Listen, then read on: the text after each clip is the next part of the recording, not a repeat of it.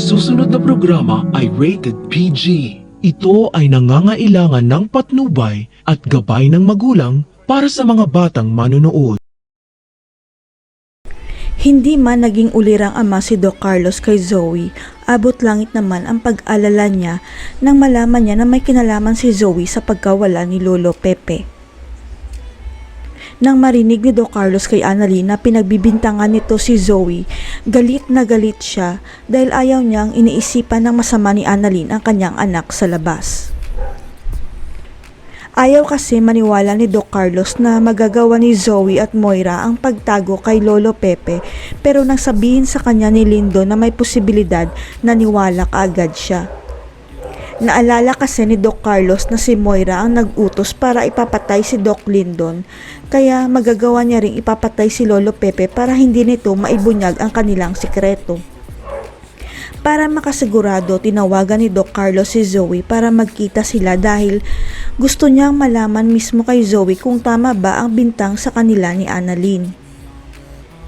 Hindi na nakaya pa ni Zoe na itago ang katotohanan kay Doc Carlos, kaya sinabi niya ang totoo na ang mami niya ang nagtago kay Lolo Pepe dahil nalaman na nito ang sikreto. Ang buong akala ni Doc Carlos na bisto na rin ang sikreto niya na siya ang tunay na ama ni Zoe, pero hindi pa pala, kaya abot langit na lang ang pasasalamat ni Doc Carlos. Masama man ang ginawa ni Moira at Zoe sa pagtago nila kay Lolo Pepe, sang-ayon naman si Doc Carlos sa ginawa nila para hindi lang mabuking ang sikreto nilang tatlo. Sa isip kasi ni Doc Carlos, masisira ang buhay niya kapag nabisto ang sikreto nila ni Zoe, lalo na at kakasalang niya kay Lynette na walang alam sa sikreto niya. Pero hindi na kailangan na si Lolo Pepe pa mismo ang maglalantad kay Doc RJ na hindi niya tunay na anak si Zoe dahil may makakahuli ng sikreto ni Doc Carlos at Zoe.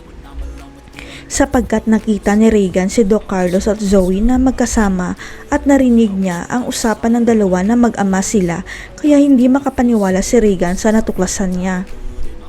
Pero nang niyakap ni Doc Carlos si Zoe, doon na naniwala si Regan, kaya vinidyohan niya ang dalawa para maging ebidensya dahil ipapakita niya ito kay Doc RJ. Matatandaan na si Regan rin ang nakabuking kay Moira na sinuhulan nito ang taga-media para ilantad ang sikreto ni Giselle, kaya gagawin rin niya ito kay Doc Carlos at Zoe. Ipapakita ni Regan ang video ni Zoe at Doc Carlos na magkayakap at maririnig ni Doc RJ ang usapan ng dalawa na tinawag ni Carlos na anak ang akala niyang anak na si Zoe. Si Regan kaya ang maglalantad ng tinatagong sikreto ni Carlos at Zoe? Abangan.